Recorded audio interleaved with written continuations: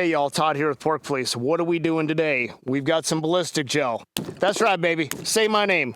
Say my... Just kidding. Okay, now we're gonna get serious. Who's your daddy? No, just kidding. So here we've got the 147 grain 9mm versus the 180 grain 10 mil. We're gonna go over some of the recoil, the price, just a little bit of the differences, but the biggest thing is we wanna look at the wound channel and the penetration from the 9 to the 10. All right, y'all. So first thing we're going to do is we are going to shoot the 9mm 147 grain out of the Canic TP9. So we're going to get our ears on.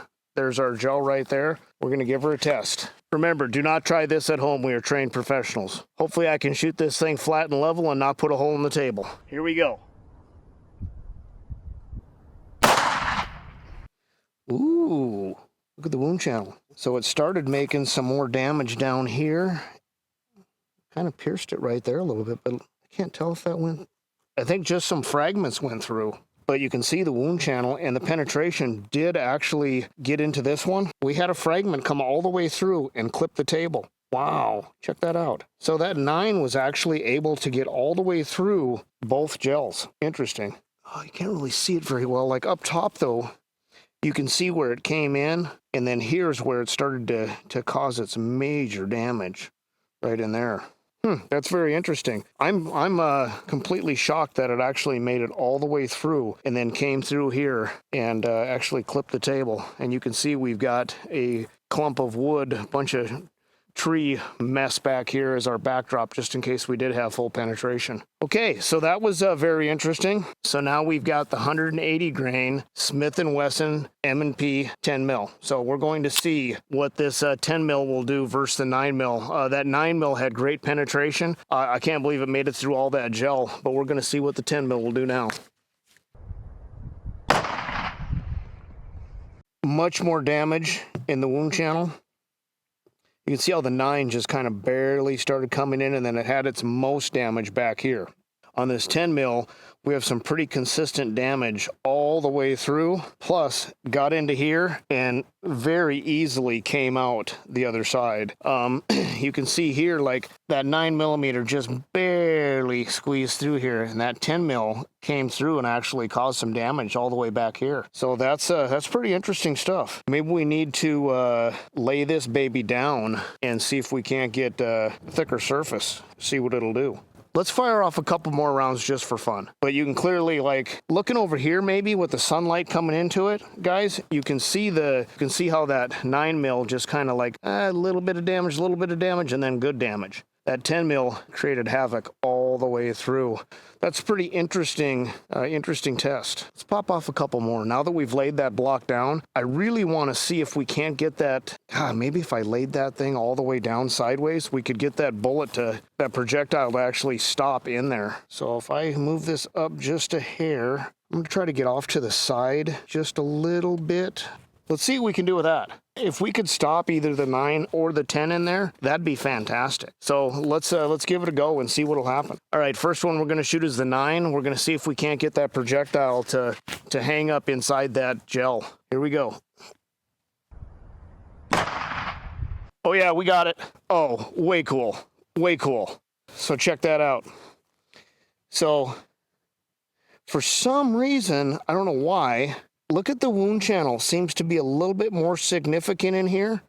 Seems to be a little more in the beginning where here it wasn't, but it came in and then came all the way through here, and it's like we stopped her in time. She's all time lapsed.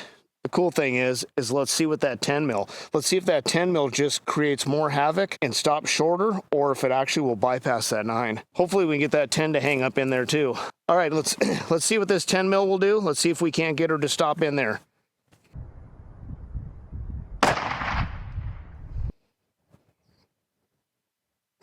I don't know where it went. Where'd it go? I mean, you can see the wound channel.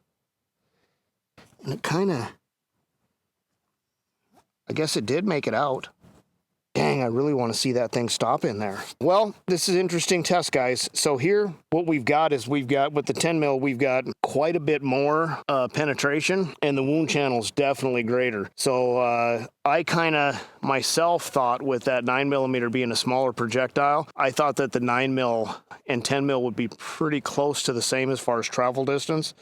Maybe the 10mm a little bit further, but I had no idea the 10mm would make it all the way through simply because of that bigger projectile. You know, more mass, more resistance. I thought that that thing would actually slow down and stop in here, but nope, she went all the way through. That's a really, really cool test. I just wish we could have stopped that 10 mil in there. So guys, we're gonna do a little bit of a recoil test here. Now, obviously, different guns, different barrel lengths, different grains of bullet. I mean, there's a ton of different variables here, so don't beat me up over it. But standard 9mm is gonna be in that 4 to 6 pounds of recoil. 10 mil is gonna be into that 10 to 12 pounds of recoil. So the 10 mil does have quite a bit more recoil. They'll say 50% to a third maybe more recoil depending on your ammo and your gun. They compare the 10 mil a lot to a 357 online. And now I also do own a Smith & Wesson 5-inch 357 and also shooting 180 grain. I find that the 357 has more recoil than my 10 mil. That's just me. So we're gonna actually just pop off a couple rounds and check the recoil. So first thing we're gonna do is shoot the 9.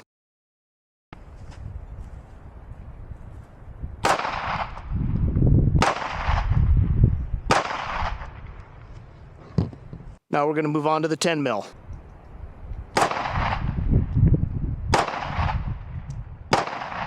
Now, guys, I'm going to pop off a couple rounds really fast, and we're going to just kind of check the stability of barrel rise just by popping off a couple rounds fast. So give you a little bit better idea on the recoil. That was bad guy intruder coming down the hallway. Guys, walk down here. So even squeezing off fast rounds, let me get a pointer because I'm old and I don't want to crouch down. Guys, this is where I was aiming, right there. So those shots were all, you know, like right in there. This was a shot from earlier, but these all were right in there. So, I mean, even with that 10 mil having stronger recoil, you know, a third to 50% more recoil, still able to group them pretty good. When I first bought that 10 mil, I took it out on a big old tree that had no holes in it. And when I popped off 3 rounds really fast, they were all like within that, you know, kind of similar. I can group a little bit tighter with my 9, but that's probably because I've shot that 9 a lot more.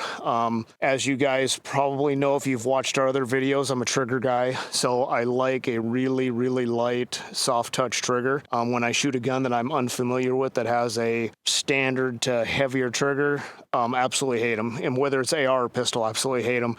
Can't really group that well just because I'm just not used to that stiff pull. That Smith & Wesson M&P came with a very, very nice light action trigger. Really like it. And the Canics, one of the reasons why I'm a big Canic fan is the Canics do come with a really nice trigger on them. So triggers are a big deal for me. So those two guns, shooting them side by side, are very similar. Yeah, there's a little more recoil with the 10 mil, but as you saw with the ballistic gel, way more penetration. So guys, size-wise, I do have a Canic at home that is very, very close, probably about the same. You can see there's not a whole lot of difference in these guns. Size-wise, not much. A little bit bigger grip on this one here. Weight-wise, they're very, very similar. Now let's talk about some ammo costs. So the 10 millimeter isn't quite as common. So like the 9 millimeter, you can find some good deals on ammo prices, and the ammo is relatively inexpensive on the 9 millimeter. It does get up a little bit more on the 10. You're looking at probably about 20 cents more around on the 10, depending on, you know, when and where you're buying it. But 20 cents isn't the end of the world unless you're going to go to the range, do a lot of plinking. If you're going to go to the range, do a lot of shooting, you know, maybe you want to stick with the 9 just because your cost factor is going to be down a little bit. You can pump through a lot more ammo. Guys, if I was going to pick a home defense gun, it's going to be a 9, okay? Why would I have a home defense gun for the 9? A little bit more controllable, less penetration, especially if I hit a non-bone body part on an intruder and it does a pass through and then goes into the wall. I don't have to worry about the neighbor waking up with, hey, what's going on? Somebody just shot my flat screen, you know. But that 10 mil, I'm pretty sure we're getting a complete pass through and maybe even through the next wall. You know, out on the street, I don't know, a lot of guys are going to carry that 9mm just because it's easier to conceal it, whether they're appendix carrying it or regular holster, whatever they're doing. The 9mm is going to be a little bit lighter, not much, a little bit lighter. These two guns here have similar mag capacities. Now, like if you're talking like a 45 and you're doing like a 7+1, 45 is a big heavy gun, okay? You go with this 10mm, the size and weight is very, very similar, and I've got 15+1, 15+1. Now on the Canics, depending on which Canic, you can get a 12+1, 15+1, 21+1. So I mean, you can get some extended mags, which you probably can for this Smith & Wesson as well, but I haven't looked into it. But when you start carrying those extended mags and you start putting those extra rounds in there, you're adding extra bulkiness, extra weight. Out on the street, I'd say most guys are going to want to carry a 9 just because it's a little smaller, a little easier to conceal, lighter weight. Home defense, especially if you've got a gun around the house and you want something that everybody in your household, you know, adult type people, you know, your wife, your older kids, you know, yourself can actually operate efficiently, probably want to go with a 9. Now, I have recently started carrying my 10 everywhere I go, just simply because I'm trying to get more comfortable with it. I want to shoot it as much as possible, so that way I get a better comfort level with it. You know, that kind of sums up a lot of what it is about the 9 and the 10mm. Everybody's going to have their own, you know, oh, I want a 40 cal, or, you know, I shoot a 45, or I really like my 380. You know, that type of stuff. You know, guys, it's all what your personal preference is. We did the ballistic gel challenge. I would venture to say that if we came out here with a 32 or a 380, it wouldn't go very far into that gel. So, very cool test. I'm glad we did it. I wish we would have had another block of gel so we could actually stop this 10mm. I mean, this thing just passed through. You can see how far this thing went. I mean, through this block. And this one here, I believe, when I measured it, was almost 14 inches, and this one was 16 inches. It went all the way through and came out the back where the 9 stopped right in here. I hope you liked what we did. Please leave us a comment. Tell your friends about us. Share. Go in and watch our other videos, man. We love your comments, good or bad. And one thing that I did do, I don't know if you guys noticed, every time we started with these guns, they were clean and clear, okay? Every time we touch a gun, guys, they are checked prior to filming to make sure that they are clean and cleared, no round in the chamber. So no matter what's going on, we're checking out our guns. We've had several people, oh, geez, I can't believe I didn't check it. I dumbed it down, showed you that our guns are cleaned and cleared before we start our filming. But hey, good or bad, we still love you. I want to thank you guys for watching. Like I said, leave a comment, tell your friends about us, like and subscribe, guys. We're looking to get some more views, some more watch time. Check out our other videos. Thank you. 325 grain, 4570 Hornady. We are going to shoot it at the ballistic gel. I have no doubt that it's going to go all the way through that thing, but I am just dying to see the wound channel. Got to see what it looks like. Definitely going to want ears on for this. Guys! Guys! Do you see the size of them chickens? It split the gel. As I suspected, the red dot, I was aiming, there's a fragment. I was aiming in the center of this, and it was a little bit low. Dang, look at that thing, dude. Blew the living crap out of that. It completely separated that gel block.